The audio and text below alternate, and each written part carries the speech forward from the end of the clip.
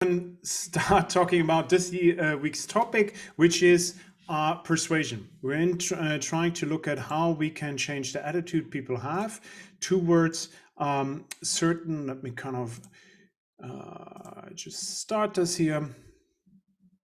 Okay. Connie, can you just tell me, can you see my screen? Yes, perfectly. Okay, thank you so much. So we talk about attitude change and persuasion. Some of the things we talked about last week were a little bit about attitude change, and some of the things we talked in a week before about the group contact hypothesis were already about attitude change. And a lot of the stuff we touched upon was about attitude, right? If you remember in week, I can't remember which week it was, I think at week 3 or 4, we talked about attitudes. And I started with this quote by Gordon Allport, one of the kind of founding fathers of social psychology, when he said, like, social psychology is the study of attitudes, right? I think most social psychologists, including me, would disagree with that, with the totality of the statements, but it kind of highlights how important attitudes are for our social lives, how our social interactions work. So this kind of derives also our interest in changing these attitudes. If we want to change something about the way people behave towards each other, if we want to change the behavior people have, then we often also need to address their attitudes. So this became a major interest in social psychology alongside the kind of widespread impact that, let me just put this up here, the widespread impact attitudes have on our social behavior. Just to shortly kind of remind us where we touched upon attitudes already this year. We talked about the self-esteem, kind of like the attitude we have towards ourselves, right? The kind of like this global evaluation of the central aspects of myself. How happy or unhappy am I with these? And we call that the our self-esteem, an evaluation attitude that we have towards ourselves.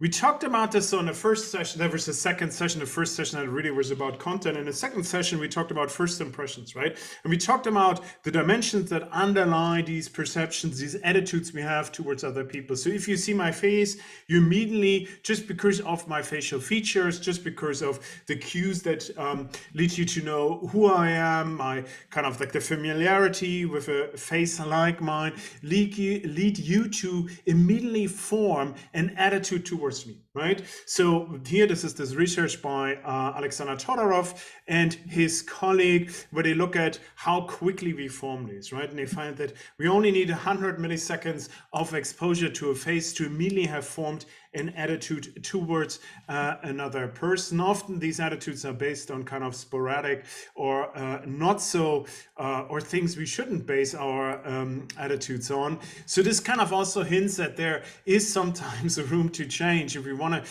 change the attitudes have people, or like the better the attitudes people have towards others, then we need to change them and not let them rely too much on their first impressions. Oh, this is just the animations. We Hoopsella, sorry. We also talked about the theory of planned behavior, right? And this was in the framework of attitudes. We had, I think in week 5, we talked about attitudes as a whole. We talked a lot about measurements. We talked a lot about like different characteristics of attitudes, but we also talked about and kind of had a major focus on the connection between attitudes and behavior, right? Here you can see my animation from last time.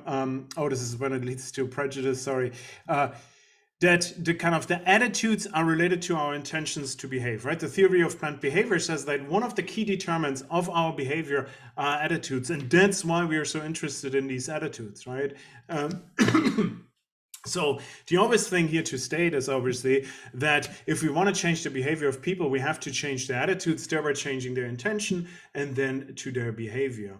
So there's like, I think in year 3, I often encounter that when I, in my applied social psychology elective, that people think like, oh, the theory of planned behavior, this gives us an idea how to change the attitudes of other people, which is not true, or the behavior of other people. This is just a descriptive framework of telling you why do people behave in a certain way. It might give you an idea of what you are trying to change. For instance, you want to try to change the attitude a person has, but it doesn't tell you how. And the how is very much on what we are interested in. Thereafter, in a week thereafter, we talked about prejudice, right, as this one kind of key attitude, this key kind of negative, persuasive attitude we have towards members of other groups. Sexuality, it could be based on sexuality, it could be based on religion, it could be based on ethnicity and race, and so forth, on gender, many different aspects, right? And we talked about here the implicit attitudes, but again, we want to say, okay, if we want to change racist behavior, if we want to change prejudice, Islamophobia, anti-Semitism, and all these terrible things, then we need to change the behavior and the attitude of people. So it has an important impact on that. One of the reasons why, what we talked about last week, right, when we talked about attitudes in the context of groups, we showed that even just if I get assigned to a minimal group, right, here Tajvel's minimal group paradigm, that immediately impacts my attitudes towards my own group, the members of my own group, positively, and it impacts my attitude that I have towards the member of the other group, a group that I might be in conflict with, negatively, right? So now I have these effects. How can I change them? And this is the topic that we want to focus on in this week. You can see the importance and understanding of importance of how to change attitudes, right? Or the importance of changing attitudes in kind of like in self-help and the pop literature and kind of on Instagram accounts that try to motivate or inspire positive change in people. There's often it's like, oh, change your attitude, change everything, right? But in some ways, as you can see, attitudes are a main driver of our behavior. So it's important that we don't just belittle these kind of exaggerated claims that these books or workshops make, where they say like, oh, change your attitude, right? Change your life. But there's a kernel of truth to that. I think if you can try to change your attitude over in certain really central aspects of your life, this will have a really positive impact on your life. So I think there's an understanding even in pop culture and self-help and so forth about the importance of attitude change, which is the topic of our seminar or of our lecture today. This is just like some pictures I took not a long while, just a short while ago in our university, where I kind of said like, okay, we're constantly bombarded by people trying to attempt to change our behavior, right? And part of that is where they use trying to change our attitudes, for instance, towards vaccinations, towards testing yourself, towards fish me icons, towards like how we treat or how much we trust or don't trust, scam emails. So even if you're a student, if you're like, you're constantly bombarded by attempts to change your attitude, right? And a lot of them, and we can come back to that when we maybe in the seminar this week, when we kind of look at that, you can see here and pick this up. There's like a lot of what we will learn today is kind of made its way through even to government institutions, where they say, okay, we want to kind of increase, for instance, the likelihood that students get vaccinated. How can we do that? If we have one poster, how can we positively change their attitude towards vaccination? Whom should we put on a poster, and what should we say? And so wherever we are, basically, I mean, obviously the omnipresent advertisement is a similar example. People are trying to change our attitudes. Our parents are trying to change our attitudes. Our lecturers, our colleagues, the employees, and so forth, right? We're constantly bombarded by attempts to change our attitudes. And I think in some areas, it's really important that we have a good understanding of how to do that, so we can change attitudes in a positive and impactful way.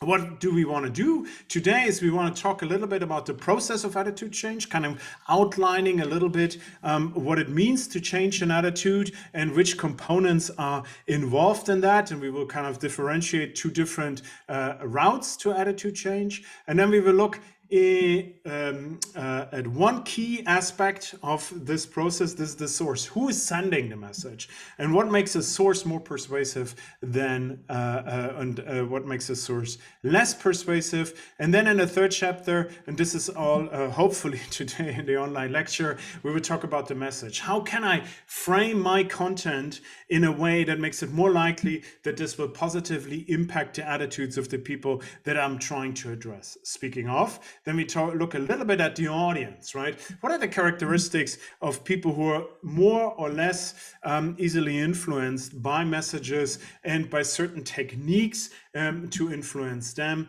And at the end, we will talk about cognitive dissonance. So chapter 4 and chapter 5 are the additional videos. I think they're already online. You can maybe watch them after the lecture. That would be pretty good, not during the lecture. But chapter 5 is kind of like cognitive dissonance. Is like one of the earlier approaches to change our attitudes, and to basically the way it does, or the way behavior attitude change is here accomplished, is by letting people first change their behavior, and once they change their behavior, they change their attitude, which kind of reverses the process or puts it on its head, right? We're like, oh, we want to change the attitude to change the behavior, and cognitive dissonance has this alternative approach where it's like, no, let's first change the behavior and the attitude will follow. So these are the two videos we will that are already online and that kind of round up the whole process of attitude change.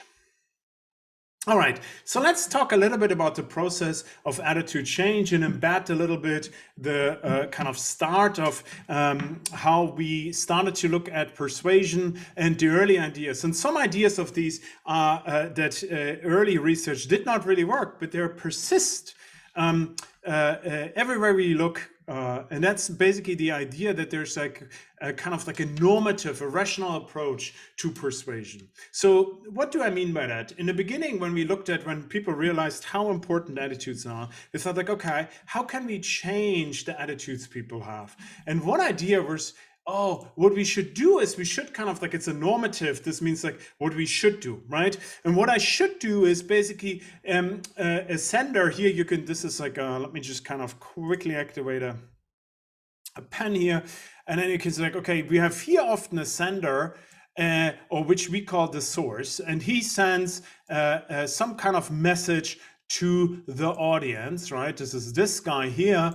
And so what should the audience do in order to be persuaded? What they first might want to evaluate is like, who's sending me this information? Is this an expert, for instance? Is this a scientist? Is that a person that is really trustworthy, that has no real interest in biasing the truth, or the opposite, right? And this should impact how much I listen to that message. But most importantly, in this kind of normative approaches, I should kind of focus on what the person is telling me. Is this a good argument? Is there, for instance, scientific evidence embedded that supports his or her argument? Is it persuasive? Does it follow a certain logic? Does that fit into the grander scheme of things, of how I understand the world, and so forth? So this is something that a lot of educational institutions, a lot of government agencies still use when they think about how can we persuade people to change their behavior. And this is kind of often called also the Yale approach to persuasion, which was like a large-scale approach to better understand persuasion that used that framework in the 50s and 60s of the last century. So here you can see, for instance, if I would kind of be a subscriber to this normative approach of persuasion, then if somebody comes to me and says like, oh, you know what, city university students, they eat too much junk food. Can we design a campaign that convinces them to eat less junk food? Then the person, or if I would do that, I would think like, oh, the reason why our students are going too often to McDonald's or Burger King or any of these other fast food chains is that they don't know, they lack information. So I need somebody, an expert, to tell them, do you know what? You should, eating fast food is actually not really healthy, and you should change your attitude. And then you would listen, and it's like, I see, okay. And then you would change your attitude and your behavior accordingly. And I think, as you can see, a kind of parodied this a little bit here. This approach is like that. It makes sense to believe that this does not often work. There's a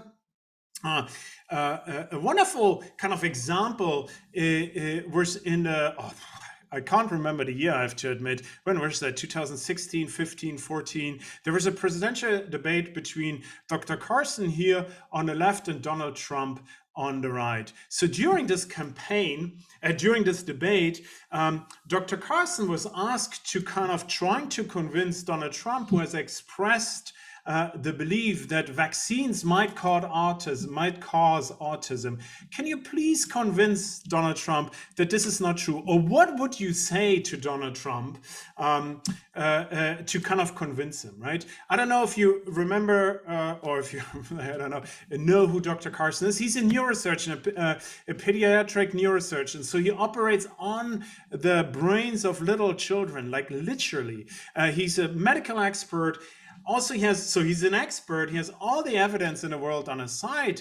And so what he basically says is like, well, there's been numerous studies and there's no correlation demonstrated in these studies. And I think that Donald Trump should read them and then build his own understanding of these studies. And then I think we have he says, like, we have a very extremely well documented proof that there's no autism associated with vaccinations, right? And this is very much in line with this kind of normative Yale approach, where you provide the evidence and you say, like, look, there's all this evidence, and if I just present it to him, then he'll change his mind, okay? And then it's kind of like they ask Donald Trump, and Donald Trump is not asked. He says, oh, can I interrupt? I don't try to make his accent. I'm not very good with his accent. Let me see. I think oh yeah, so I think yes. I don't think somebody says, like, I don't think there's anything he can say to convince Donald Trump. I totally agree. Thanks for that comment in the chat. But so what does Donald Trump do, right? I mean, they're like only on the surface they're talking to each other. Actually, they're talking to the people on the screen, right? And he uses something that's kind of different, right? What he does is he uses a different way of persuasion. And what he says, like, I like to respond. Like, autism has caused an epidemic. It's got totally out of control. And then, like, my friends, they had this really beautiful baby, and then they took it to the doctor, and they took the syringe, and it's like, I mean, it looked like something you would put in a horse. And then this little baby started crying. And you know what? Like 3-4 days later, the baby got a cold, and now 2 years later, the baby has autism. I don't know anything about empirical studies. All I know is what I heard from my friend. I would be cautious, right? And so I think he does it actually in a better than, I mean, it was pretty poorly done by me, but he does it in a better way. And what he kind of really evokes is like a physical, it's like if you as a parent in a situation say, oh my God, they will put a syringe as large as it looks like for a horse, which is not true. I mean, most of us has been vaccinated recently. You basically don't really feel when you get pinched, at least I didn't feel it. And so, but it's like, it's playing on fear. It's playing on emotions. It's playing on visual cues, right? This is something where he thinks, okay, the way I can better persuade the viewers at the screen, on the screen that are listening to this, is not by providing evidence, by emotions.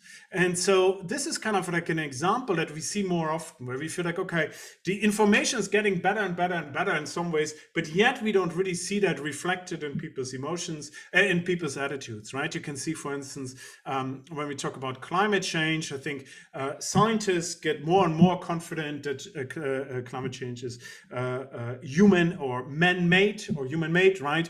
And that we have to take actions. Yet, for instance, if you ask Americans, they become less and less confident that this is true. So the evidence gets better and better, and they become less and less confident. How can that be, right? The other thing is, like, if you look at people who are paid large amounts of money in order to kind of be persuasive, they often don't bother with any type of information, right? This is like one example here of George Clooney. Some of you might remember him. He's an actor, and he's kind of like advertising coffee, right? And so if you think about this, there's nothing here in terms of information, or he's not an expert in coffee or anything like that, other than he looks rather handsome, looks at us, and he drinks this coffee. Okay. So from the Yale approach, this should have zero impact on our attitudes towards drinking espresso. But what you probably can, you might suspect is that there's a reason why companies pay celebrities so much money in order to be associated with their product. So there seems to be a different route that is not this Yale route, this rational route for persuasion.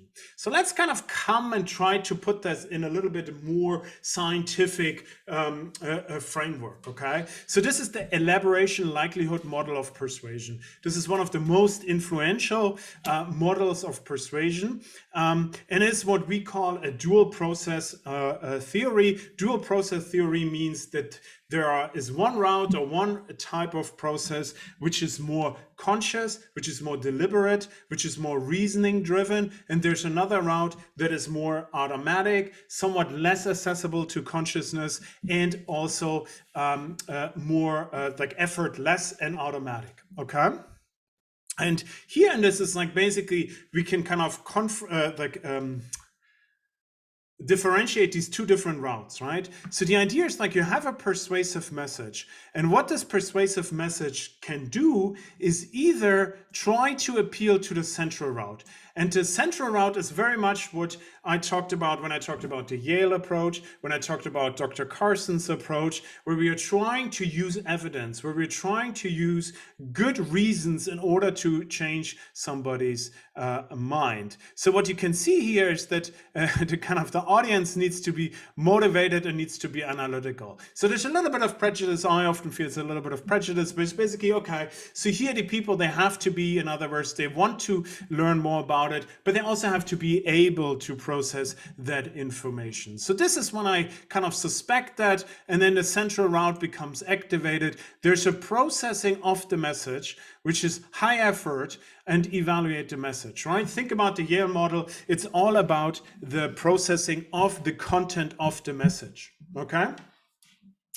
The result of that is often a lasting change in attitude, okay? So if I kind of, let's say I want to try to understand whether I should, for instance, change my diet in order to help prevent climate change, then I can dig into all the studies on, for instance, reducing the consumption of meat, of animal products, etc., on kind of climate change, and then I can process that, I can read some critical stuff, and at the end I will maybe form a certain type of attitude. And this is something that will change my attitude, right?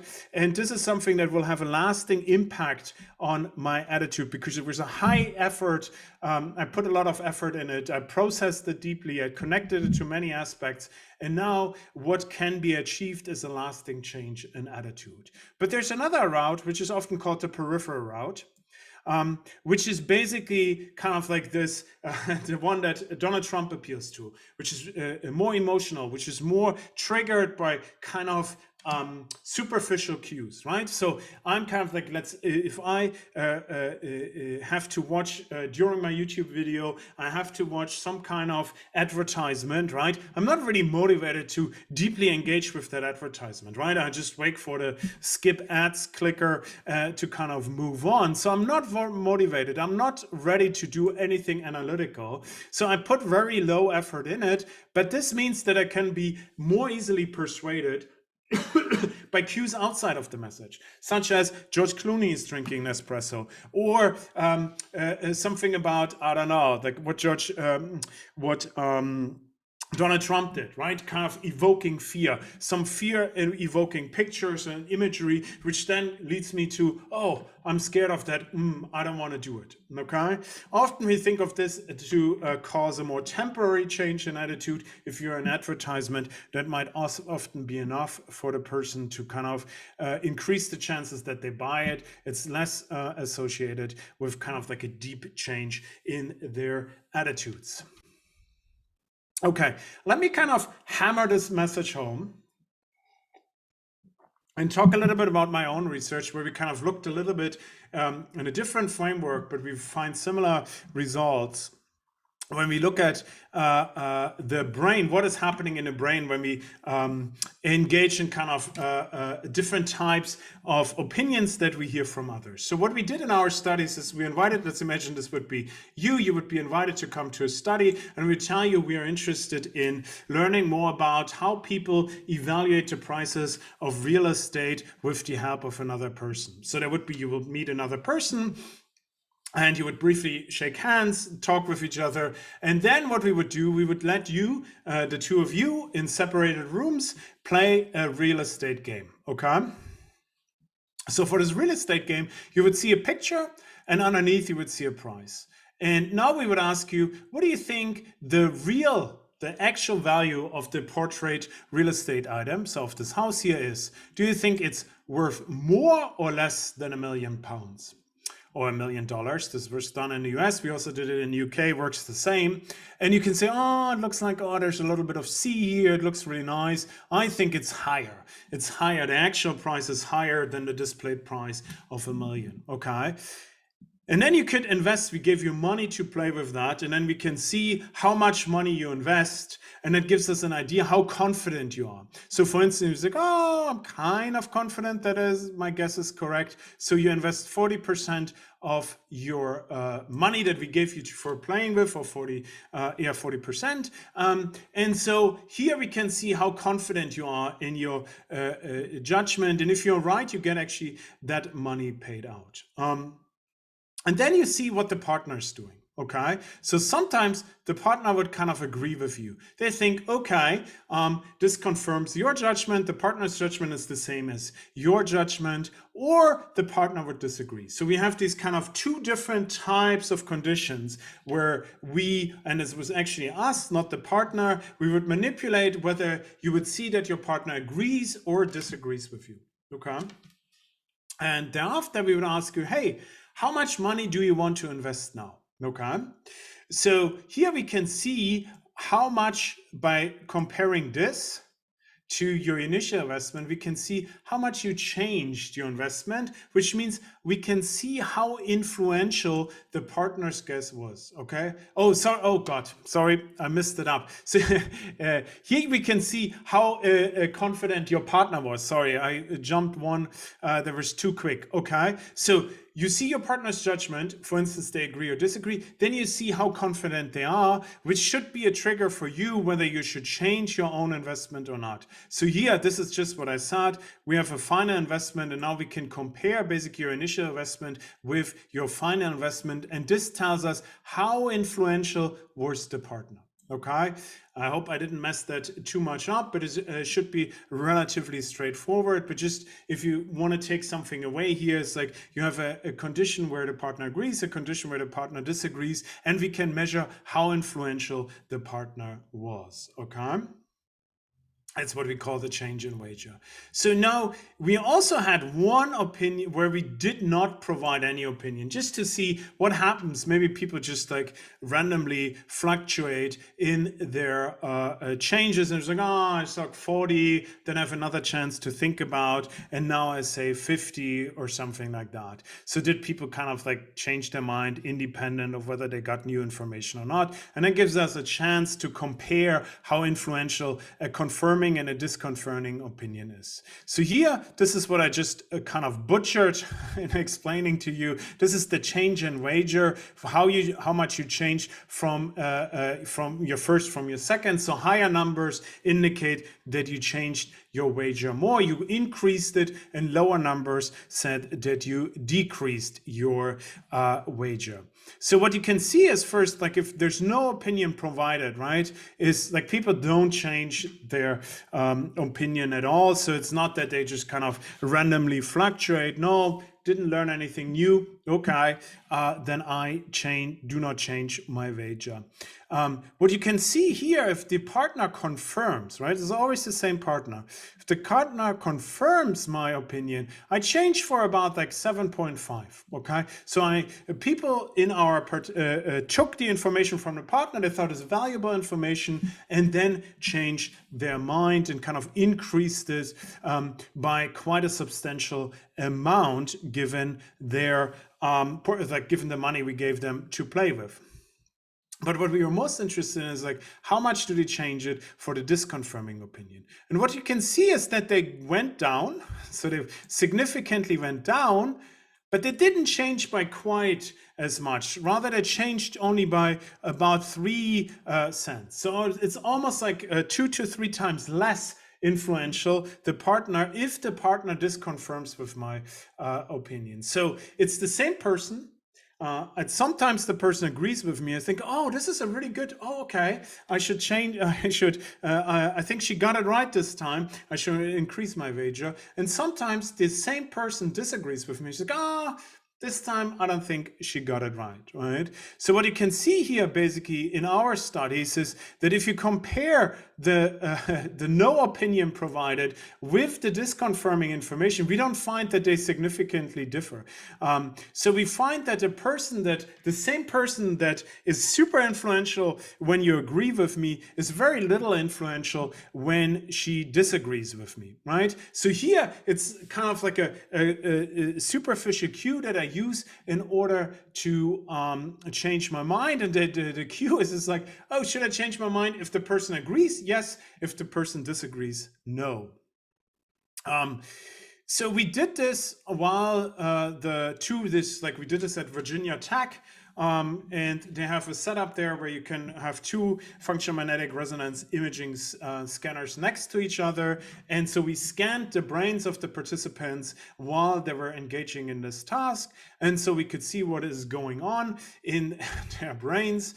And what you can see is that in the PMFC, the prefrontal medial frontal, posterior medial frontal cortex, sorry, PMFC, the posterior medial frontal cortex, which is kind of indicates how likely a message that you perceived is right or wrong, is very much engaged when a partner agrees. So the stronger we see this activity here in the PMFC, the more likely participants are thereafter to go and to incorporate the partner's opinion. So they're doing basically what you're supposed to be doing. You see, oh, agree with me, that triggers somehow a deeper processing of the information, and now I change my mind accordingly. But what you can see in the disagree condition is basically that you can see much. Here you can see the same area that is supposed to track what the other person is saying, the same area in the PMFC that is supposed to kind of evaluate how much should I take this information in to change my own, is completely mute. So the same person, either when they agree based on a superficial cue, are processed really deeply or not processed at all, right? And it shows us a little bit like this kind of how easily within one person, within the same source, these 2 different ways of processing information can be activated, right? If you kind of think about it, I see that you agree with me. Now I really strongly consider, oh, what did they bet? Should I increase or decrease my own wager? This is tracked in the brain, and then this influences my final wager. Whereas in the disagree condition, the moment you disagree with me, I stop listening. I don't care about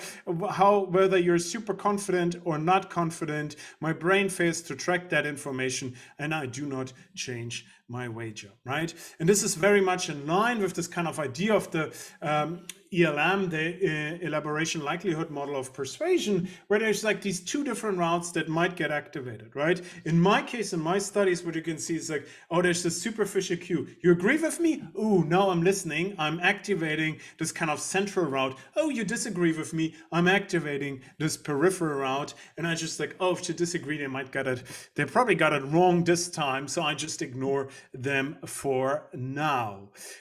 So that helps us to kind of see that it's like, it seems like almost hardwired is a little bit too strong, but it shows that our brain reacts to similar information from similar sources very differently, and it has very different impact how we react, whether we use this kind of central route or peripheral route, and how much we change our attitudes. Okay. So now what we want to do in the next 2 chapters here, and then on the 2 when we talk about like on the additional videos, is kind of look at the source, who's like who's sending it, who's the most influential one, right? Then we took a look a little bit at the message, and this will be then the end of today's online lecture. And then we have one video about the audience. So who is more likely, for instance, to use the peripheral route? Who's more likely to use the deliberate route? Excuse me. And at the end, we talk about something that's completely different, which is using cognitive dissonance to change people's attitudes. So let's talk a little bit about the source, okay? We want to look at basically like if I kind of see a person, who's a person that's more persuasive and who's a person that's less persuasive, right? And this is very much in some ways, right? If you think about, is this something that's the central route or the peripheral route? This is very much something that's all about the peripheral route, because what you can see here is like, right, I should, if I'm like deeply processing the information that you provide to me, then I should not care so much about who's the person that delivers the information, but I should focus mainly on the message, okay? So I think this is where like advertisement and movies and so forth become more relevant, because here people are often more likely to process in a peripheral way, and for the peripheral way, it matters much more who is sending the message versus what has been or what is being said, okay? So this is very much like one route versus like if you're an advertisement, if you're working for a government agency trying to influence people with a poster, with an ad, with a YouTube or Instagram campaign, then you really have to take into consideration who is delivering your message. So we know already a little bit about this, right? We know kind of how people form impressions of other people, and there's very little surprise here in the research on the topic. We can see, if you kind of remember Cuddy-Fisk and Click's social evaluation model, right? Then they said like, okay, we form these attitudes if we think if the person looks good, if looks like a warm, trustworthy person and is intellectually competent, then we're in this quadrant where the person is most influential, right?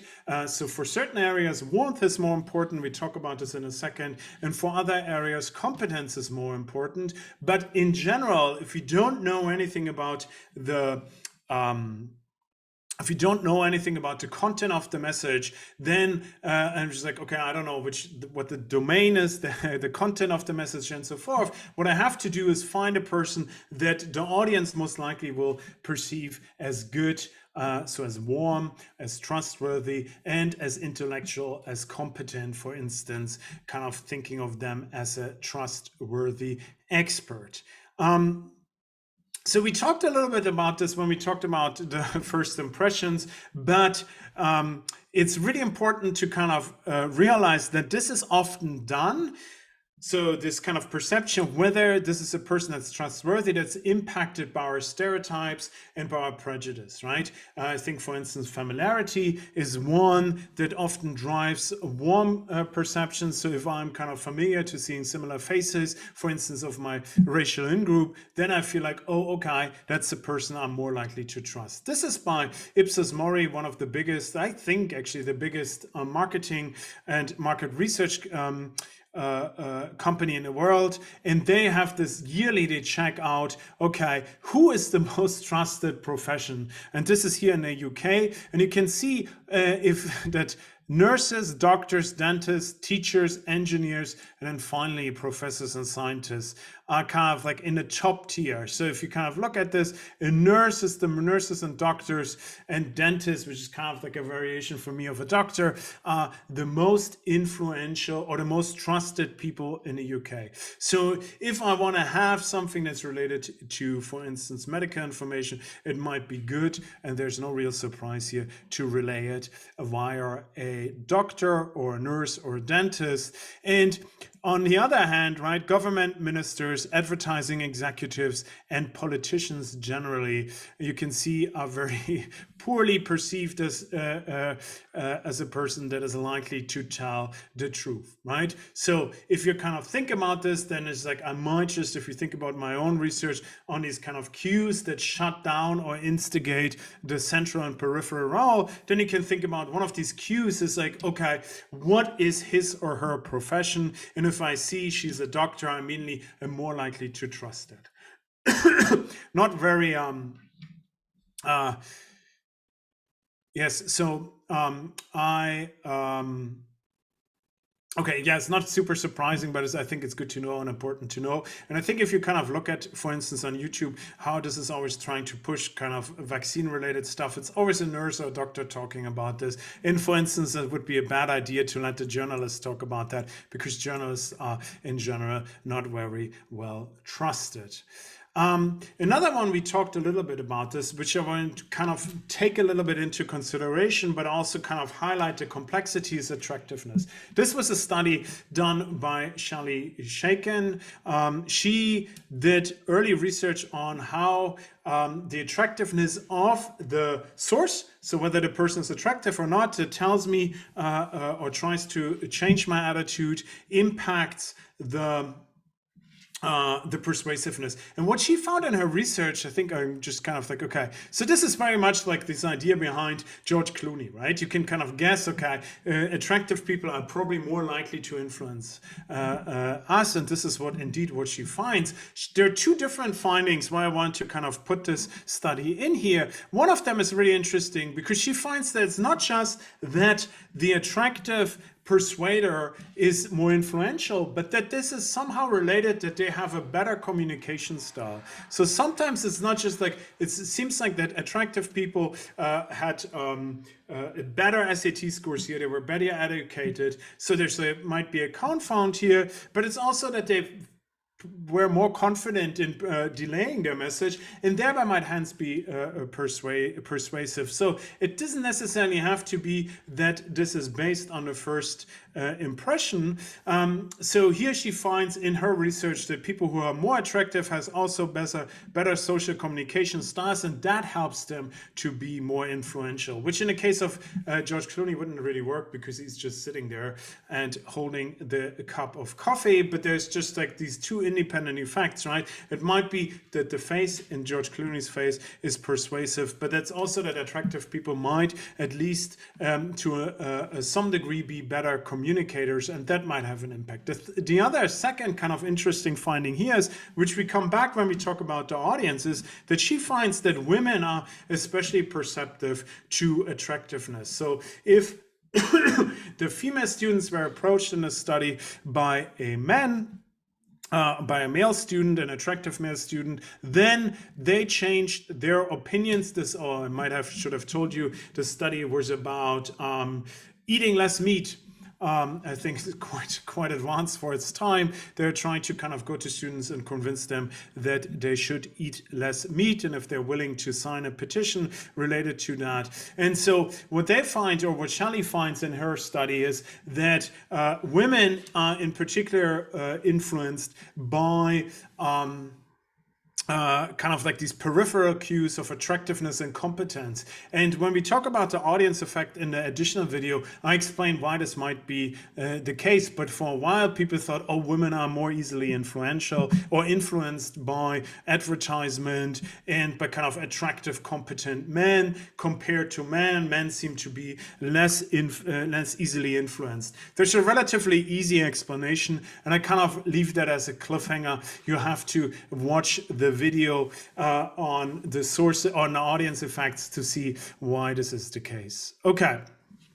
One thing I want to highlight again here is like one thing I already highlighted in the person perception section, is that this attractiveness does not always make somebody more influential. Rather, it kind of it needs to fit into the context of the problem, the advertisement, the product, right? If you think of science as a product in that way, then you can see that scientists who are attractive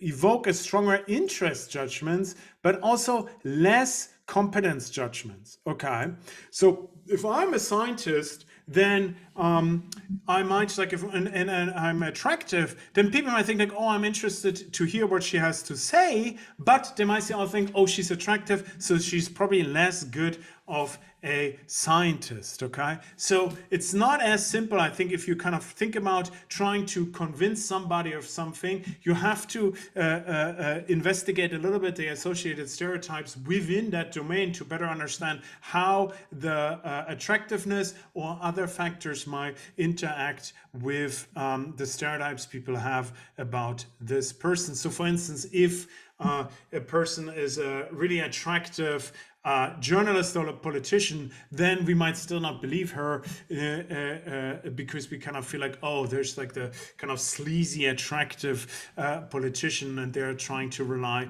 on their good looks rather on their good morals. So it's a little bit more complicated. And just to kind of highlight that the world of persuasion is not as easy as like, oh, I just give you like an attractive person sells more coffee, which is probably true for coffee, for cool people, for cool products, but less so if, for instance, we think about science or health or vaccination, etc. One interesting aspect of that, for long, like, is the kind of like the studying this, how influential people are that are portrayed in movies and what they're doing. Right? There was a really strong, or there's like in the literature, there's a really strong persuasive effect showing that the more teenagers watch movies with people that smoke, the more likely they are to be interested in smoking and to start smoking, right? So this is kind of like, that tells you another aspect of the source. It's basically, if I want to be the source is something desirable, then this will, like cool people in movies, then I want to kind of like the attitude they have impacts, for instance, towards smoking, or the attitude they display towards smoking will impact me more. So this was one thing where the WHO, they call for smoking bans in films, and I think Netflix, you can basically do everything but smoking on a Netflix movie. There's very strict rules now because we think, based on the research, is pretty convincing evidence that this does not, that this impacts negatively the attitudes, or I mean positively, which is negative, it impacts positively the attitude young teenagers have towards smoking. So you can't see any smoking in movies anymore. One thing that's quite interesting that I want to highlight is, but that this is also kind of moderated by the ethnicity. So one thing in the study here by Sargent and colleagues, what they find is that, oh, this doesn't hold up, this kind of link to the more Hollywood movies I watch, the more likely I am to smoke, doesn't hold up for Black American teenagers. It seems only be for white American teenagers. It seems like Black American teenagers watch more movies, but are less likely to smoke. How is this possible? And then what they find is that it really depends on the movies they watch. So if a Black American teenager watches a lot of movies where white people smoke, they're not influenced at all by this. But if they are watching a movie where Black or African American actors smoke in a movie, then they're as influenced as the white teenagers. So this shows you something about the similarity. It's another real aspect. Like the more similar a source is to myself, the more influential. Okay, this could be something as simple as racial identity, but it could be other things where I feel closer to the source, and hence the source will be more influential. One last thing is where I kind of want to transition a little bit to the next topic, and that's the message. And what I don't want you kind of like to highlight is, right, the source is one aspect, but it interacts with these other factors, for instance, the message, right? So in some ways you can, if I'm a scientist and I kind of fit the stereotypes about a scientist, right, it doesn't mean that I can tell you anything I want and you will believe it, right? Even if you're like, look, basically exactly like me, and I'm somehow miraculously turned into a super attractive person, it doesn't mean it's like, oh, there's a super attractive Nobel Prize winning scientist, I believe everything they say. So here's like an old study which kind of illustrates that nicely, but here they look at basically the message and the person who is saying this. They have two different sources. Oh, I think, okay. So here you can see, this is the line of the Nobel no, this is like a YMCA. I don't know if you know what a YMCA is.